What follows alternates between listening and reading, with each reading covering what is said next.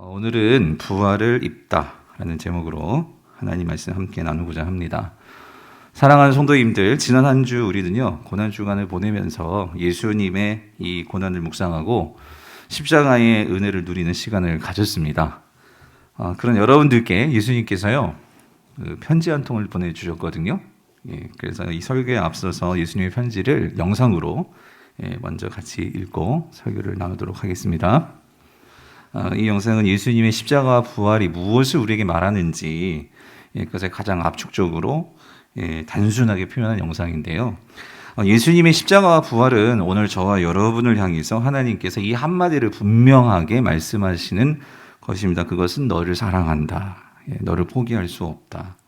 왜냐하면 하나님은요, 오늘 저와 여러분과 함께 이 하나님 나라를 세우시고자 하는 이 꿈이 있으시기 때문입니다. 하나님은 태초부터 이 에덴을 창설하시고 또 창조하시면서 이 하나님의 나라를 오늘 우리 인간들과 함께 같이 세우고 또 그 나라에서 함께 살기를 하나님은 꿈꾸셨어요. 그런데 이 인간의 죄로 인해서 이 하나님의 그 꿈이 추락하게 되고 또 망가지게 되고 또 결국은 하나님의 나라가 위험에 빠지게 되죠. 그런데 하나님은 그럼에도 불구하고 이 꿈을 단 한 번도 접으시거나 포기하지 않으셨습니다. 하나님은 하나님의 형상을 가진 하나님과 함께 하나님이 만드신 이 피지보 세계를 다스리고 동행하면서 더 이상 슬픔도 아픔도 미움도 전쟁도 없는 그런 나라를 세우시기를 원하셨죠. 결국 이 일이 가능하도록 우리 인간이 하지 못한 그 일을 할 수 있도록 이 땅에 하나님께서 보내주신 분이 계시죠. 그분이 누구시죠? 바로 예수 그리스도이십니다. 예수님이 오셔서 예수님은 삶으로 이 하나님 나라가 어떤 것인지를 직접 보여주셨고, 그리고 결정적으로 모든 사람이 죄로 인해서 가장 두려워하고 가장 또 수치로 생각하고, 그리고 십자가에서 결국 그런 우리의 모든 죄를 다 담당하여 주심으로 모든 죄와 사망의 권세를 심판하셨습니다. 이것이 더 이상 이 땅에서 그 어떤 죄도 사망 권세도 이제 우리에게서 왕노릇하지 못하도록 그렇게 예수님을 만들어 주셨고요. 그러므로 예수님의 십자가가 우리의 모든 죄를 사해 주심으로 우리는 하나님과의 관계가 회복이 되었고 이제 하나님의 백성으로서 진정한 하나님의 나라를 함께 세울 수 있는 그 일에 오늘 저와 여러분을 동참시켜 주셨습니다. 그러므로 이제는 여러분, 예수님이 죄에서 승리하심으로 더 이상 죄의 권세가 우리를 협박하지도 못하고 죽음이 결코 끝이라는 그런 거짓된 메시지로 우리를 이끌 수 없고요.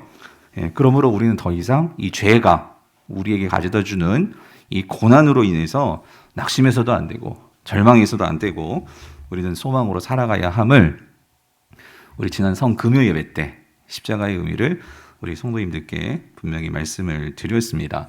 그래서 우리는 이 예수님의 십자가를 바라보면서요, 오늘 우리에게 주어진 삶의 십자가, 아무리 그것이 큰 고통이라 할지라도 주님께서 그 십자가에서 내려오지 않으신 것처럼 오늘 우리도 그 주님을 따라가야 함을 말씀을 드렸죠. 그래서 성도님들, 다시 한번 말씀을 드려요. 우리가 십자가를 바라보면서 그냥 예수님께서 그 몸의 고통을 얼마나 아프셨을까, 얼마나 힘드셨을까, 우리가 그렇게 안타까워하는 것으로만 끝나면 안 된다고 분명히 지난 금요일에 말씀을 드렸습니다. 왜냐하면 예수님의 십자가는 우리의 모든 것을 완전히 바꾸어줄 수 있는, 바꾸어 놓는 대역전, 대반전의 사건이기 때문입니다. 하나님은 예수 그리스도의 십자가를 통해서 하나님과의 관계가 바로잡힌 이제 우리가 이 세상에서 그 주님을 따라 어그러지고 깨어진 것들을 회복시키면서 그 하나님 나라의 사역에 동참하시기를 하나님은 기대하십니다. 자, 이게 십자가의 의미라면, 자, 그렇다면 오늘 우리가 주일에 예배하면서요, 이 부활의 의미는 도대체 무엇이냐 하는 것을 우리가 좀 같이 살펴보고자 하는데요. 예수님의 부활은 결론부터 말씀드리면 이 십자가 부활은 결코 분리해서 생각할 수 없다라는 것입니다.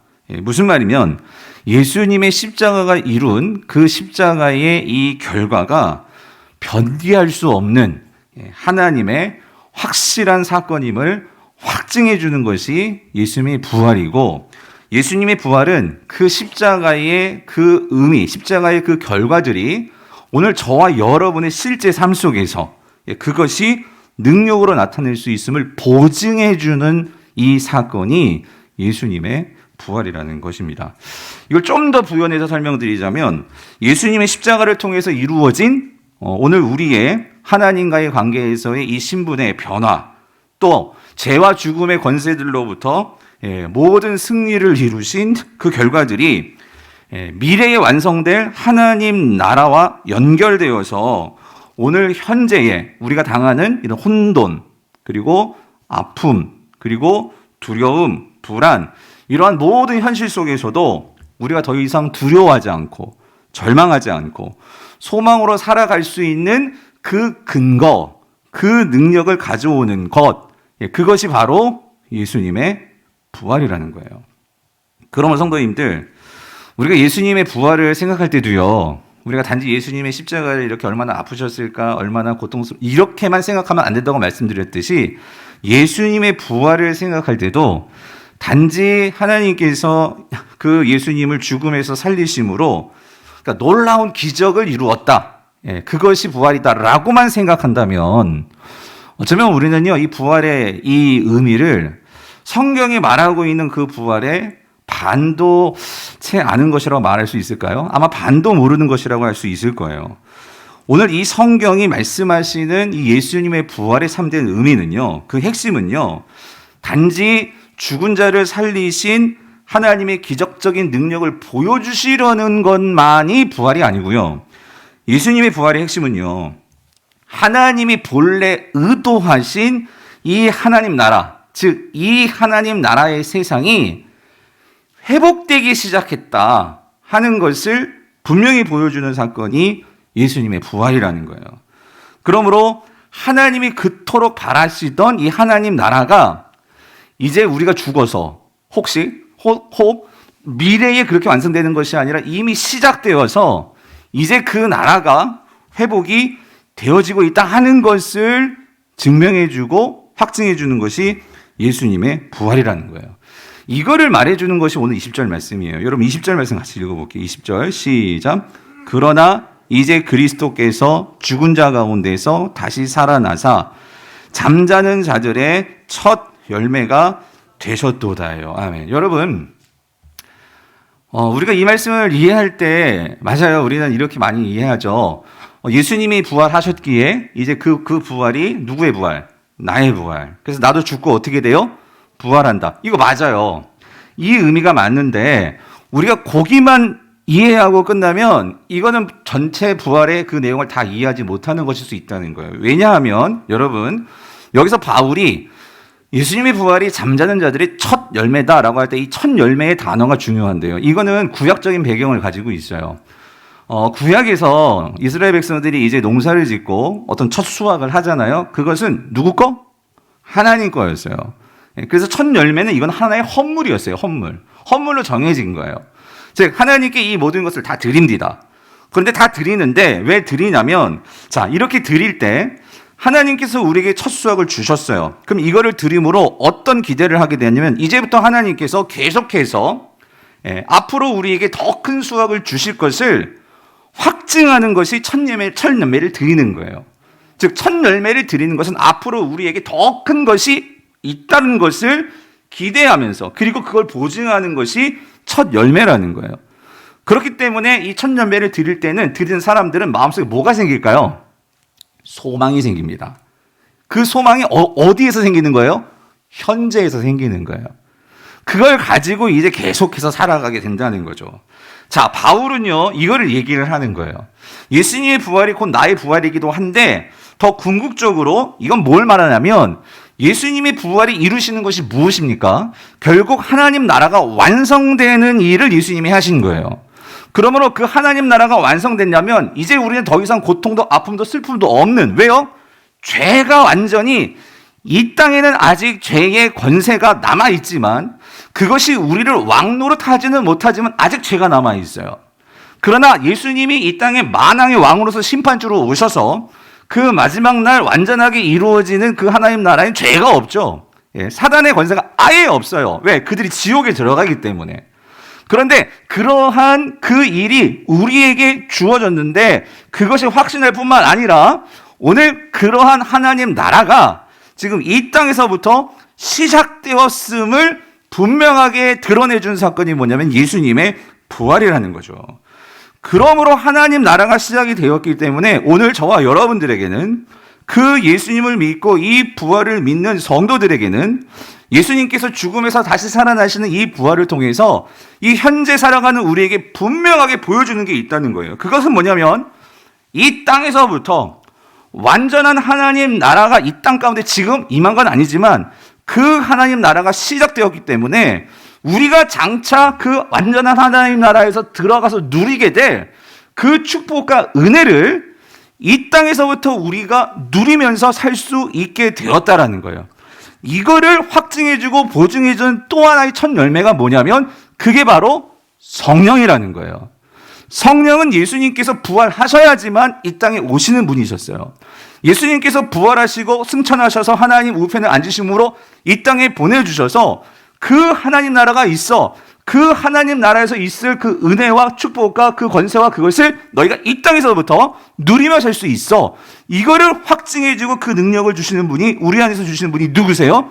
성령님이시라는 거예요. 여러분 믿습니까? 그러므로 우리가 장차 하나님 나라에서 누릴 그 은혜를 지금부터 누릴 수 있어요. 성경은 그걸 우리에게 분명히 말씀해요. 로마서 14장 17절 뭐라고 말씀하십니까? 같이 읽어볼게요. 시작. 하나님의 나라는 먹는 것과 마시는 것이 아니요 뭐래요? 오직 어디 안에? 성령 안에 있는 뭐예요? 의와 평강과 희락이라는 거예요. 여기서 알아죠? 오직 성령 안에서. 이 성령은 지금 어디에 있습니까? 오늘 저와 여러분 안에 있습니다. 여러분 아멘이 있습니까? 그러므로 그 성령이 우리에서 어떤 은혜를 주시느냐? 여러분 우리가 장차 이제 완성된 하나님 나라, 그 나라에는 뭐만 있냐면요 충만한 샬롬이 있습니다. 평강이 있습니다. 더 이상 눈물도 없고 아픔도 없고 고통도 없고, 여러분 그것이 하나님 나라죠. 완성된 하나님 나라, 흔히 우리가 천국이라고 말하는.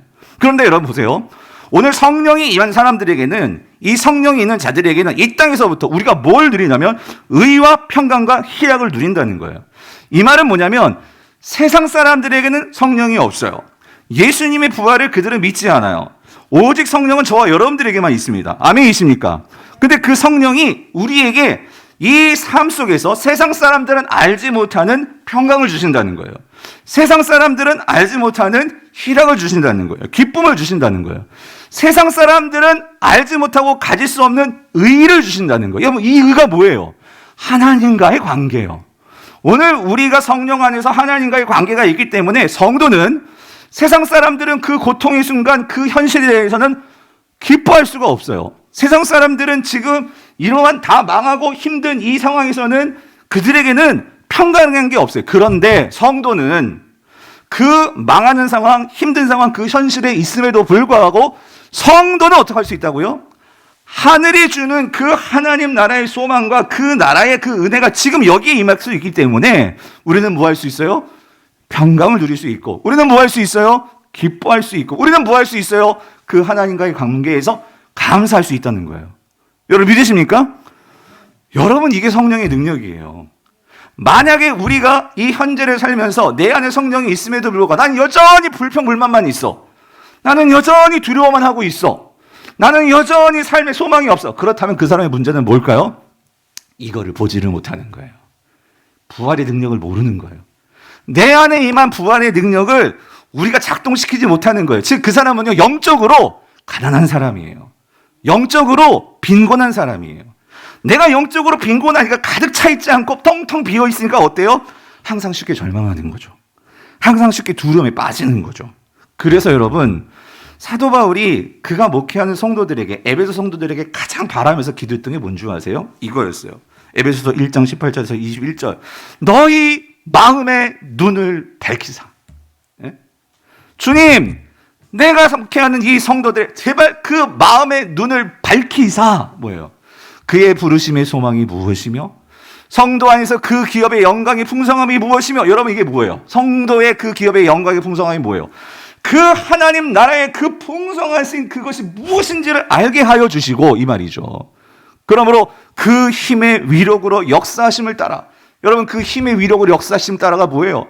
하나님께서 성도들에게 그들 안에 주신 그 힘의 위력, 성령의 능력이 역사하심이 얼마나 크신지를 믿게 하여 주셔서 그 능력이 얼마나 지극히 크심이 어떠한지를 알게 하여 주셔서 그들로 하여금 뭐예요? 이 소망 가운데 살아갈 수 있도록 주님 우리 성도들의 눈을 밝혀주시옵소서. 그런데 이 모든 것이 가능한 게 뭐예요? 20절 그의 능력이 그리스도 안에서 역사하사 뭐예요? 죽은 자들 가운데서 다시 살리시고 뭐예요? 부활이 있기 때문에, 예수 그리스도의 부활이 있기 때문에, 그리고 그 부활을 통해서 주님은 지금 어디 계세요? 하늘에서 자기 오른편에 앉으사 모든 통치와 권세와 능력과 주권과 이 세상뿐만 아니라 오는 세상에 일컫는 이 세상 현재뿐만 아니라 앞으로 우리가 누리게 될, 앞으로 우리에게 다가오는 그 완전한 하나님 나라 그 세상에 일컫는 모든 이름 위에 뛰어나신 그 예수 그리스도, 그것을 주관하시는 예수 그리스도, 그분이 우리와 함께 하심을, 여러분 뭐가 이걸 깨닫게 해주신다고요? 성령이. 그래서 아버지 하나님, 우리 강북 우리의 성도들, 바울로 말하면 에베소 성도들, 뭘 좀 밝혀달라고요? 다시 한번 앞에 좀 보여주세요. 무엇을? 너희의 마음의 눈을. 성도님들, 예수님 부활하셨지만 우리가 이것을 보지 못하면 우리는 여전히 어때요? 이 부활을 누리지 못하고 사는 거예요. 예수님이 부활하셨기 때문에 진정 우리가 이것을 보고 우리가 이 부활의 확증과 보증을 가지고 산다면 여러분 성도의 삶은 달라질 수 있어요. 이 아버지의 영원한 그 하나님 나라의 그 기업의 풍성함이 무엇인지를 알면 그것으로 끝나는 게 아니고요. 그것이 내가 있기 때문에 빨리 죽어야지 이게 아니고요. 우린 죽으면 그 나라 가요. 그런데 그것이 너무나 크기 때문에 내가 현재 살아가면서 그것이 있음이 내가 너무나 큰 소망이 되기 때문에 그 사람은 삶이 달라질 수밖에 없어요. 어떻게 달라지냐면 내가 지금 다른 사람들보다 재물이 많이 없어요. 내가 평소에 너무나 작은 그런 조그만 집에서 살고 있어요. 근데 그것이 내게 불편하지 않아요. 그것 때문에 기죽지 않는다고요. 그것 때문에 내가 사람들 앞에 내 집 오픈도 못하고 아이고 내가 집구석이 이래가지고, 여러분 그거 신경 안 써요. 사람들이 나를 알아주지 않아요. 사람들이 나를 무시하는 것 같아.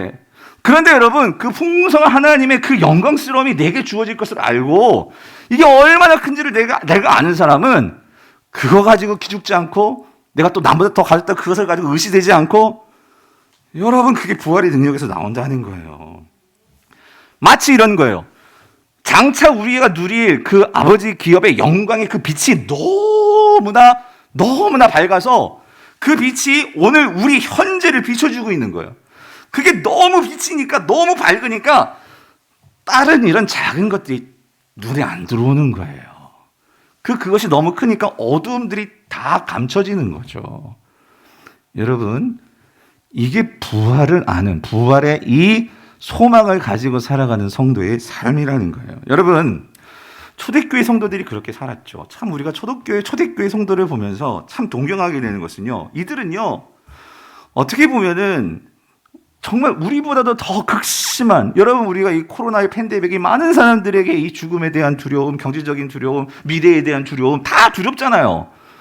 그런데 여러분 초대교회 성도들을 만약에 그들을 이들은, 우리는 그렇다고 예수님 믿는 것 때문에 우리가 더 코로나에 더 걸리고 예수님 믿는 것 때문에 회사에서 그런 게 없잖아요. 있을 수도 있겠지만 막 잘리고 취업한 이건 아니잖아요. 근데 여러분 초대교회 성도들은 예수님 믿는 게 그것 때문에 하루하루가 이게 살아는 판이고 하루하루가 이건 죽음이 왔다 갔다 하는 순간이었잖아요.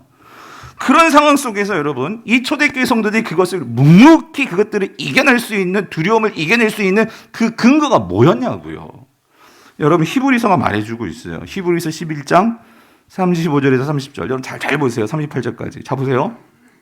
여자들은, 자 본문 보이죠? 자기의 죽은 자들을 뭘로 받아들이기도 하며 부활로 받아들이기도 하며 부활 신앙을 가졌다는 거예요. 또 어떤 이들은 더 좋은 부활을 얻고자 하여 심한 고문을 받되 구차히 풀려나기를 원하지 아니하였으며, 또 어떤 이들은 조롱과 채찍질뿐 아니라 결박과 옥에 갇히는 시련도 받았으며, 돌로 치는 것과 톱으로 켜는 것과 시험과 칼로 죽임을 당하고 양과 염소의 가죽을 입고 유리하여 궁핍과 환난과 학대를 받았으니 이런 사람은 세상이 감당하지 못하느니라. 성도님들, 만약에 여러분들이 이런 일을 당한다고 생각해요. 여러분 어떠실 것 같아요?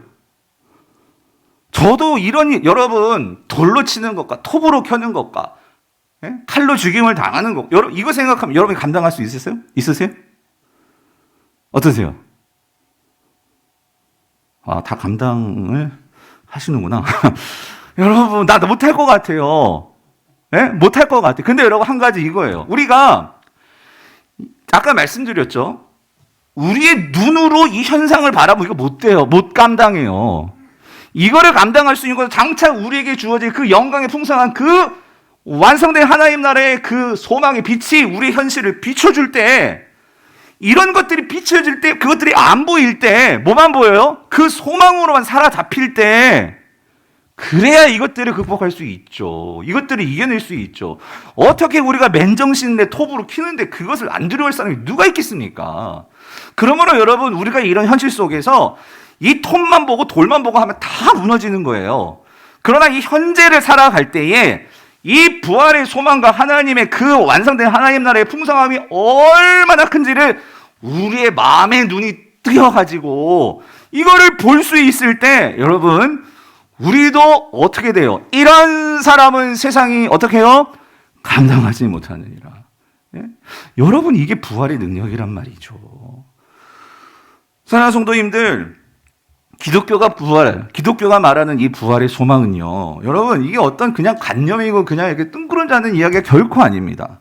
여러분, 잘 한번 생각해 보세요. 다른 종교도, 불교도 그렇고, 이슬람도 그렇고, 모든 종교들의 특징은요, 내세를 말해요. 내세가 있어요. 내세에 대한 소망을 가져요. 근데, 오늘 기독교가 가지는 소망은 그런 종교들이 말하는 소망과는 차원이 다릅니다.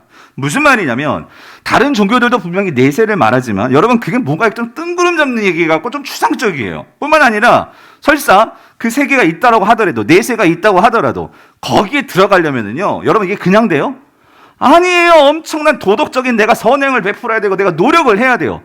그래야 또 들어갈까 말까 항상 조바심을 내고 조마조마한 것이 다른 종교들의 내세관이에요. 근데 여러분 기독교는 뭐예요? 오늘 우리가 믿는 우리가 하나님의 그 완전하신 그 기업의 풍성함과 이 소망을 우리가 확신하고 내가 들어갈 수 있고 나에게 그런 은혜가 주어지고 그걸 뭐로 확신한다고요? 예수님이 부활하셨잖아요.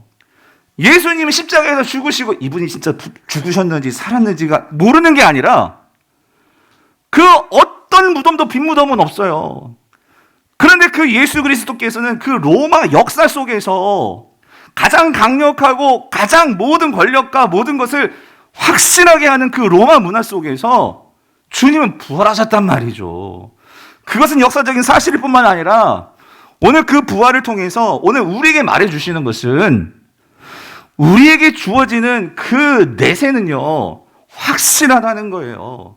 오늘 그 확실을 가지고 있고 우리가 살아갈 때에 우리는요 우리가 구원을 받았나, 우리가 천국에 들어가나, 우리가 내세 그런 불안함이 아니라 오늘 그것이 있기 때문에 우리는 뭘 살아갈 수 있어요? 현재를 똑똑히 살아갈 수 있단 말이죠. 뿐만 아니라 사랑하는 성도님들, 오늘 이 내세를 살아감에 있어서도 또 이 내세의 그러한 축복을 가지고 현재를 살아감에 있어서도 여러분 다른 종교들은요 뭔가 이 내세를 여러분 보세요. 현재를 그렇게 중요하지 않아요. 다른 종교들은 그냥 여기서 내가 정말로 잘 못 사니까 무슨 큰 이슬람이요 순교를 해가지고 지하들을 해가지고 목숨을 바치면 죽어가지고 막 금, 은, 막 여자를 막 몇 명을 막 건드리고 그렇게 사니까 내가 이 세상은 의미가 없어. 빨리 죽어야지. 여러분 우리는 그런 게 아니고요. 하나님께서 예수 그리스도를 통해서 우리에게 보여주신 그 부활이 뭡니까? 여러분 우리의 부활은요 몸과 영이 같이 부활하는 거예요. 예수님은 그냥 영만 부활하신 게 아니에요. 몸과 영이 같이 부활하셨어요. 이건 뭘 보여주죠? 우리가 몸으로 이 땅을 살아가는 그 하나하나가 결국 헛것이 아니라는 거예요. 우리의 몸으로 이 땅을 살아가는 그 모든 것들이 결코 없어지고 여러분 그런 것이 아니라는 거예요. 그것이 소중하고 그 몸으로 우리가 했던 거 경험했던 거 그 하나하나가 중요하고 주님은 그 몸과 영이 정말 하나 되어서 우리가 그렇게 부활된다는 것이 우리의 부활입니다. 그러나 기독교는요, 미래와 현재가 따로 노는 게 아니에요. 우리는 같이 가요. 그러므로 그 미래의 영광스러움이 있기 때문에 우리는 현재를 어떻게 살 수 있어요? 넉넉히 이기며 살 수 있는 거죠. 넉넉히 그 고통을 이겨낼 수 있다라는 거예요. 왜냐하면 그 부활이 우리에게 뭐를 주냐면 참된 생명을 준다는 거예요. 참된 생명. 여러분, 바울이 이걸 얘기하는 거예요. 여러분 21절 22절을 보세요. 오늘 본문 같이 한번 읽어볼게요. 시작. 사망이 한 사람으로 말미암았으니 죽은 자의 부활도 한 사람으로 말미암는도다. 22절. 아담 안에서 모든 사람이 죽은 것 같이 그리스도 안에서 모든 사람이 어떻게 해요? 삶을 얻으리라. 여러분 여기다가 밑줄 긋고 별별 치고 삶을 얻으리라. 무슨 말이냐면 모든 사람이 생명을 얻으리라요. 여러분 이게 무슨 말이냐면요. 보세요. 사망이 한 사람으로 말미암았으니 이 말은 아담의 죄로 인해서 우리는 태어날 때부터 죄인으로 태어납니다. 죄의 싹은 뭐다? 죄의 싹은 사망이다고요. 사망이다. 여러분 예수님이 오시기 전에 모든 인류는요, 죽음이 우리의 모든 생명을 다 삼켜버렸어. 죽음이 우리의 모든 생명을 다 압도해버렸어. 그러므로 모든 생명이 있는 사람들은 죽음 앞에서 벌벌벌 떠는 거예요. 죽으면 어떡하나? 망하면 어떡하나? 죽음 앞에서 벌벌벌 떨게 된 거예요. 근데 예수 그리스도께서 당신의 몸과 영과 이 모든 것을 가지고 십자가에서 우리의 모든 죄를 짊어지시고 죽으셨어요. 그런데 그 죽음은 그냥 죽음에게 지는 것이 아니고 예수님의 죽음은 이 세상의 죽음과 사망과 그 모든 죄의 권세를 심판하신 거예요. 그러면 어떻게 되었느냐? 그리스도 안에서는 22절 모든 사람이 뭐를 얻으리라? 뭐를 얻으리라? 삶을 얻으리라. 이 말은 뭐냐면 이제 예수 그리스도 때문에 하나님이 바라셨던 생명이 죽음을 어떻게 한 거예요? 삼켜버렸다는 거예요. 이건 15장 뒷부분에 가면 바울이 그렇게 표현을 해요. 죽음을 삼켜버렸어. 생명이 죽음을 압도해버렸고 이겨버렸단 말이에요. 그러므로 우리가 부활신앙을 가지고 이 죽음을 바라보는 사람들은 어떤 결과를 보일까요? 죽음을 두려워하지 않는 거예요. 죽음을 두려워하지 않는다고. 여러분, 이 믿음을 가지고 생명이 내게 주어졌다라고 살아가는 사람들은요, 더 이상 이 세상이 이 죽음을 가지고 우리를 협박하는 이 세상의 그 권세들 앞에서 우리는 기죽지 않아요. 여러분, 세상은 너 죽는다? 그렇기 때문에 우리를 불안하게 만들어서요, 하나님의 그 완전하신 그 나라의 그 법칙으로 현재를 살아가는 게 아니라 여전히 죽음이 사로잡고 있는 이 세상의 그 법칙과 이 세상에 썩어져가는 것들을 추구하게 세상을 만들어간다는 말이에요. 그러나 여러분 잘 보세요. 이 하나님의 이 생명력을 알고 살아갔던 구약에서도 마찬가지. 그 죄악에 관영했던 시대에 홀로 의인의 걸음을 살아갔던 노아나 모든 사람들이 죽음을 맛보았지만 하나님과 동행하면서 살기 때문에 하나님께서 죽음을 보지 않고 그냥 데려갔던 누구? 에녹이나 뿐만 아니라 그 예수 그리스도의 은혜를 받고 살든지 죽든지 나는 죽음을 위해서 살겠습니다라고 했던 바울이나 그 원수들이 돌을 들고 나를 쳐 죽이려고 하는 그러한 사람들 앞에서도 주여 저들이 자신의 죄를 몰라요. 주님 내 영혼을 받으소서 말했던 스데반 집사님처럼 여러분 이들의 공통점이 뭐예요? 결코 죽음이 그들을 사로잡지 못하더라는 거예요. 예? 왜 그렇습니까? 그들은 생명으로 충만하니까. 오늘 이 하나님의 생명력으로 충만하니까 그들은요 이 죽음 앞에서 벌벌 떨지 않고 그렇게 살더라는 거예요. 사랑하는 성도님들, 적어도 우리가 신앙이라면 저도 마찬가지고 여러분도 마찬가지고 이게 보여야죠. 그래서 사도 바울은 기도하는 거예요. 주님 저들의 마음의 눈을 열어 주시옵소서. 여러분 우리는 이걸 기도해야 될 줄 믿습니다. 주님 내가 부활절을 수차게 내가 지내왔지만 아직도 내 삶에서 죽음이 나를 삼키고 있습니다. 아버지 하나님. 예? 아직도 죽음 때문에 나는 벌벌벌 떨고 있습니다. 아버지 하나님. 오늘 그 생명력으로 나를 사로잡아 주시옵소서. 내가 없다고 좌절하고 내가 없다고 서러워하고 내가 없다고 사람들 무신다고 하다고 그렇게 막 주님 그것 때문에 원망하며 사는 것이 아니라 오늘 이 생명력으로 주님 내가 이 나의 현재를 이겨낼 수 있도록 주님 도와주시옵소서. 여러분 사도 바울을 보면은요 그가 쓴 곳곳의 서신서에서 그들이요 그 사도 바울이요 예수님의 십자가를 강조하면서도 그 십자가가 그의 삶에서 고난과 연결될 때 그가 항상 끊임없이 나오는, 내가 고난을 넉넉히 이길 수 있다라고 말하는 그 십자가 산악을 현재에 연결해주는, 그 떠받쳐주는 그 토대가 뭐냐면 그게 부활신앙이라는 거예요. 부활신앙.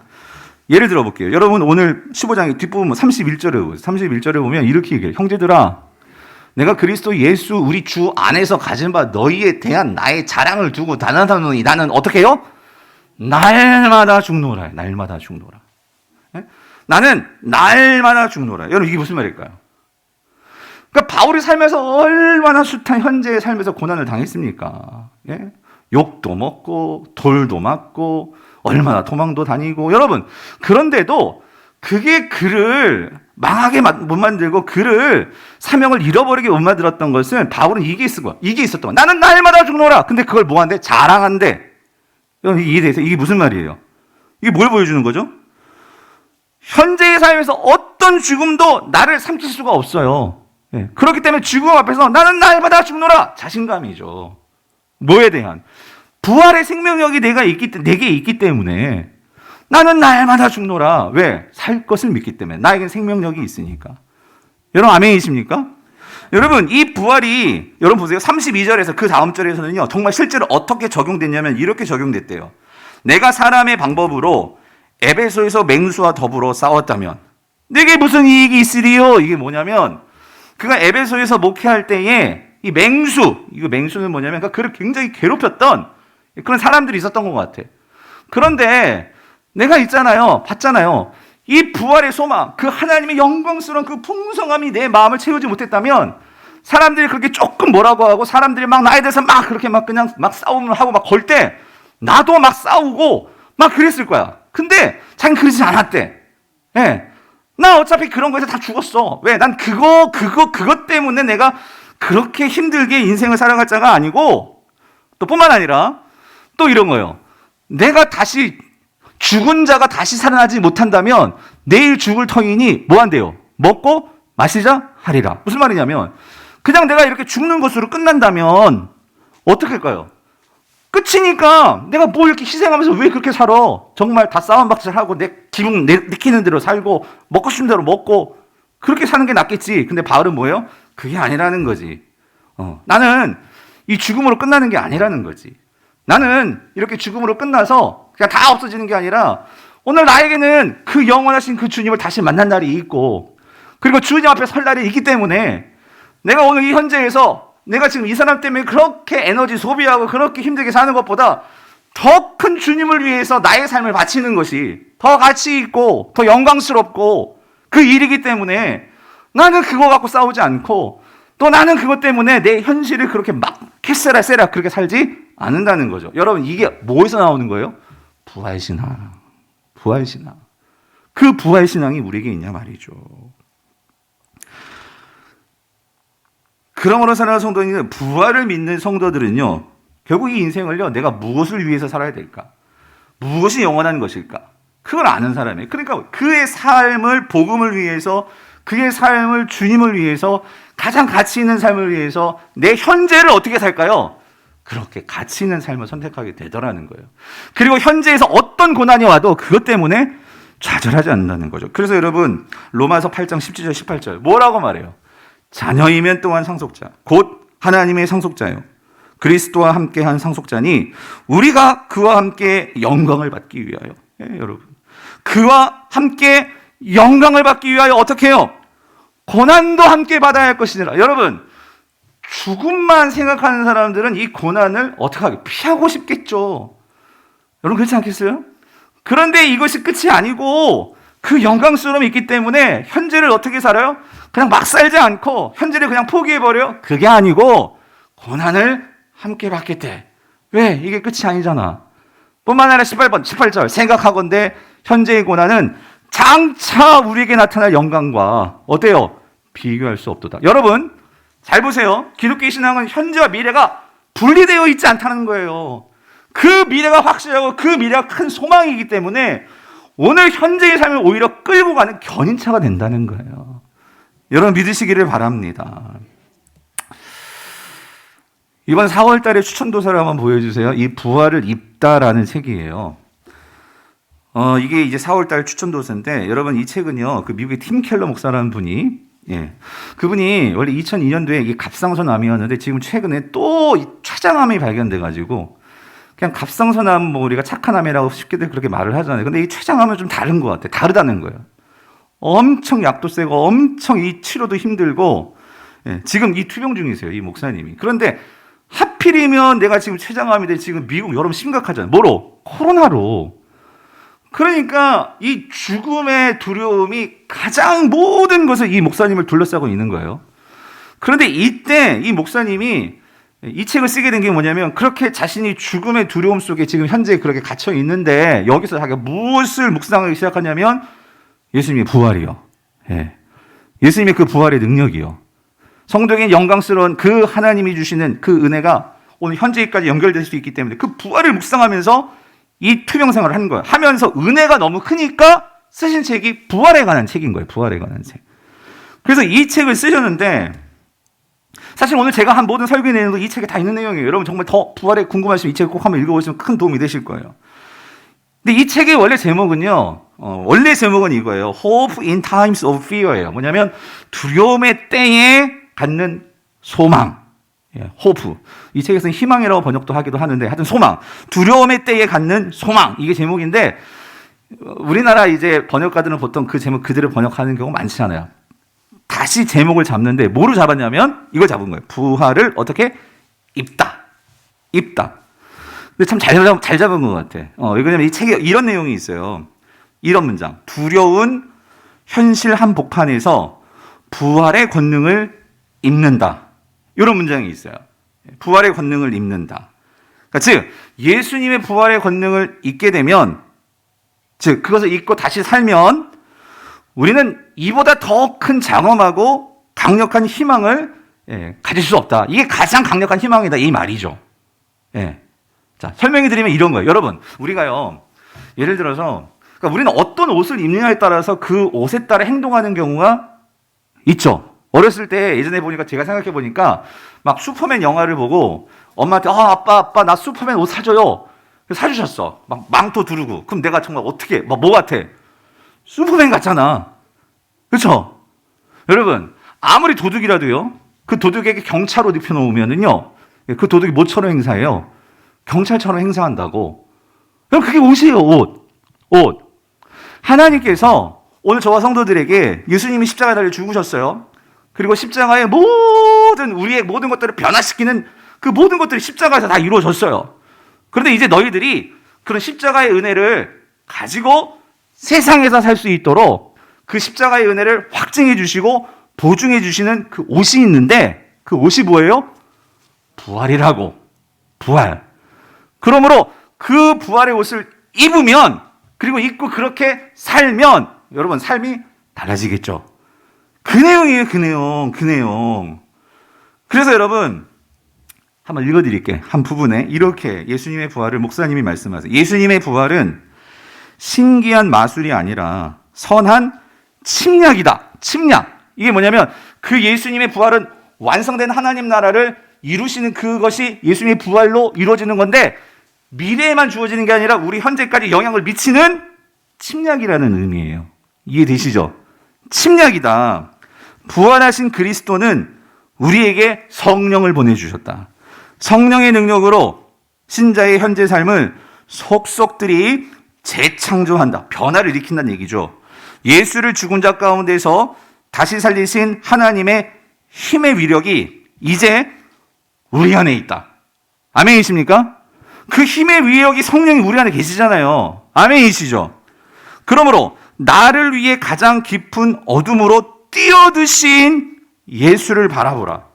인간의 자원이 아니라 다시 사신 예수 안에서 인식하라. 여러분, 이 세상에 있는 그런 자원에 자꾸 이렇게 주목하고 그것에 여러분의 관심과 그것에 시선을 주지 말고, 여러분 우리 이거 연습하자고요. 우리 안에 계신 성령님을 자꾸 바라보려고. 여러분 이걸 보여야 돼. 이게 보이도록 이거를 인식하라. 두려운 현실 한복판에서 온 세상을 새롭게 하시고 회복하시는 하나님의 능력을 누려라 이 말이에요. 누려라. 여러분, 부활은 누려야 되는 거예요. 누려야 되는 거예요. 여러분, 내 아들이 정말 비싼 옷을 사줬어. 근데 그 옷 그냥 장롱에만 이렇게 넣어놓고 죽을 때까지, 예? 여러분 죽을 때까지 거의 그 옷 장롱에만 넣어놓고 있으면 여러분 그거 제정신이에요? 여러분 그거 어떻게 해야 돼요? 입고 세상에 나가서 자랑해야지. 이거 아들이 사줬어. 이거 우리 엄마가 사줬어. 옷은 입고 나와가지고 자랑을 해야지. 입고 살아야죠. 맞죠? 그런데 여러분 오늘날 우리 성도들의 모습이 뭐냐면 예수님께서 그 놀라운 능력의 부활의 옷을 주셨는데 고이 싸놨어. 고이 장롱에 모셔놨어. 그래가지고 그럴 리는 없겠죠. 비만 뚱뚱해 가지고 입이 옷이 맞지도 않고 입어보질 않아가지고. 여러분 근데 여러분 그게 오늘날 우리의 모습이 아니냐고. 여러분 주님은 우리에게 이런 놀라운 부활의 옷을 입혀주셨는데 여러분 세상 사람들은 지금 다 코로나로 힘들다 어렵다 두렵다 그렇게 살아가는데 우리는 그 부활의 옷을 입는데도 불구하고 그걸 입지 않고, 그러니까 우리도 세상에서 우리도 같이 성도들도 두렵다고 살아가는 거예요. 두렵다 하면서 하루하루 살아가니까 세상 사람들도 저 사람이 교회 다니는 사람인지 저 사람이 믿음 있는 사람인지, 아니 이제 그게 중요하지 않아. 교회를 우습게 보는 거죠. 예. 교회에 능력이 있는데도 불구하고 야 그 교회 다닌다고 그게 무슨 능력이 있어, 다 똑같아. 아니 교회를 엉터리로 보고 있는 거예요. 엉터리로. 성도님들 오늘 혹시 우리가 엉터리가 되어버리지 않냐고요. 내 자신이 정말 엉터리는 아닌가. 그 부활의 능력이 있는데도 똑같이 우리가 이 시대에 불안해하고 똑같이 이 시간에 정말로 하나님이 주시는 그 부활의 능력을 모르고 우리가 그렇게 세상 사람처럼 발을 동동 구르면서 여러분 우리가 그렇게 하고 살아가고 있지는 않냐 말이죠. 그러니까 사람들이 우리를 무시하는 거예요.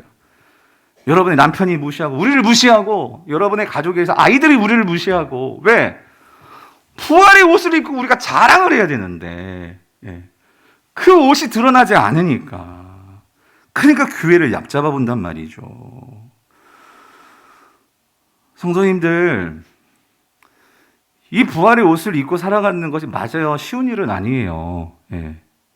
우리가 부활의 옷을 입는다고 우리에게 막 고난이 진짜 막 다 피해가고, 우리가 막 부활의 옷을 입으면 막 우리가 고난에 대해서 전혀 두려워하지 않고 막 그냥 다 때려 부수고, 여러분 그렇습니까?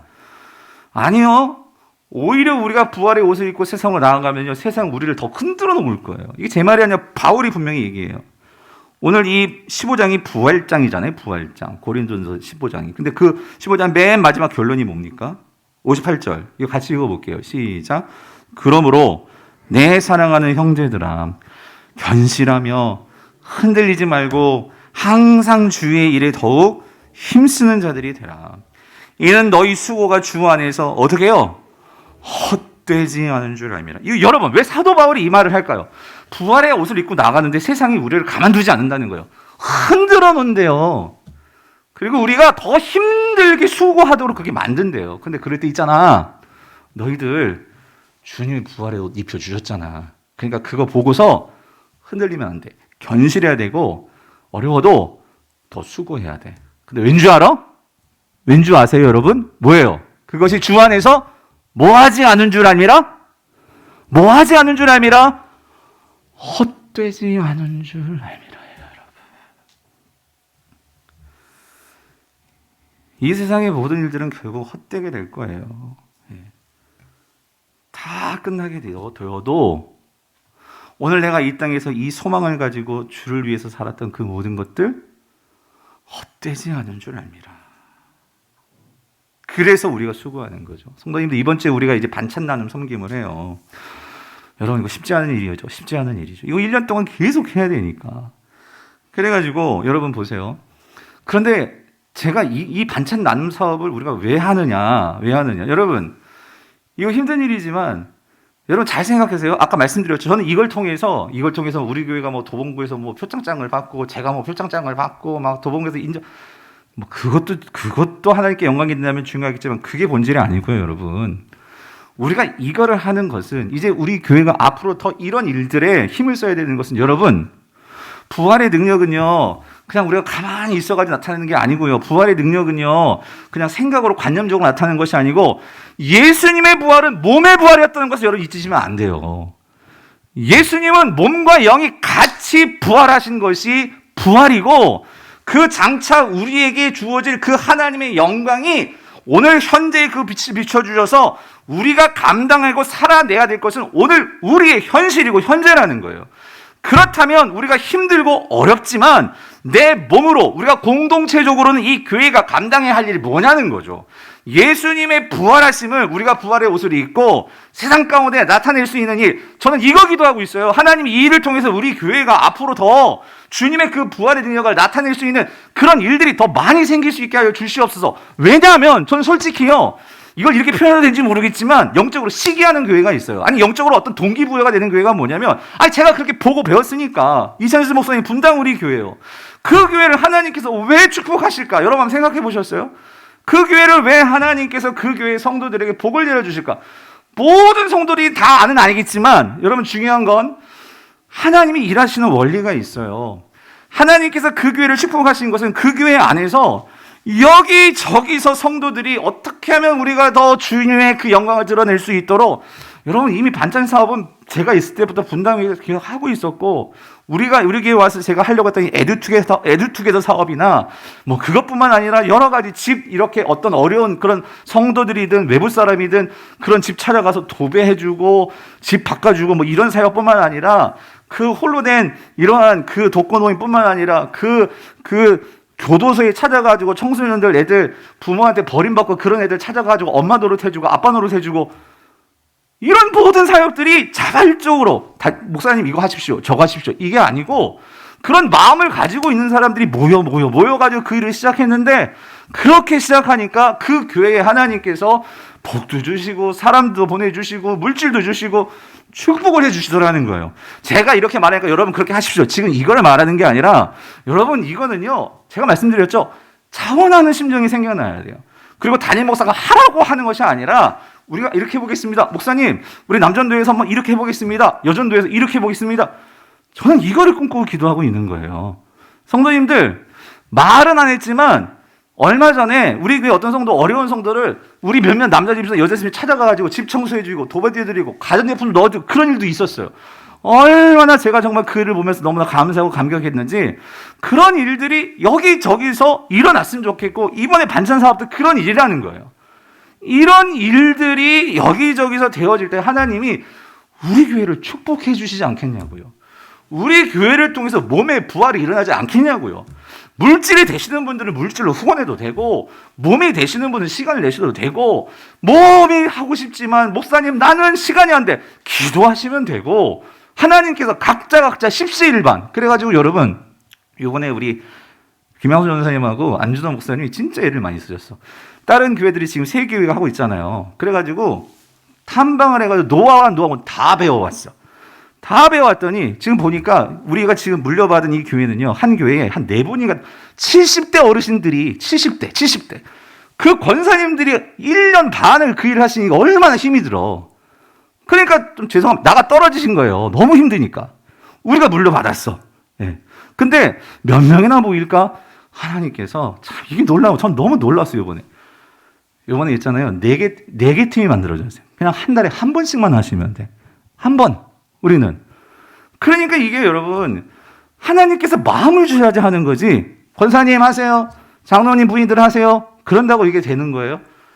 하나님께서 이 마음을 주셔가지고 그렇게 그러니까 여러분 또 이분 하시다가 힘드시면 또 스위치하면 되는 거고.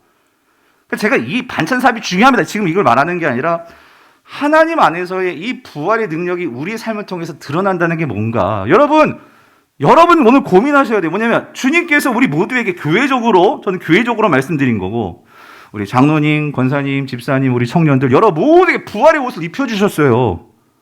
아멘이십니까? 그러면 우리가 이 부활의 옷을 입고 나는 나의 삶의 현장에서, 직장에서, 가정에서, 시장에서, 학교에서, 일터에서 이 옷을 입고 뭘 할 수 있을까? 여러분, 뭘 할 수 있을까? 여러분 그거를 고민하셔야 돼요. 네. 바라기는 말씀을 맺겠습니다. 오늘 우리 모든 성도님들이 주님이 주신 이 부활의 옷을 입고 정말 그 부활의 능력을 소멸하지 말고, 그 부활의 능력을 가지고 살면서 하나님의 능력도 맛보고 영광도 이 땅에서부터. 그래서 우리 모두가 하나님 앞에 섰을 때 주님 나 이렇게 살았어요 자랑할 수 있는 그런 교회 우리 성도님들 모두 될 수 있기를 주님의 이름으로 축원드립니다.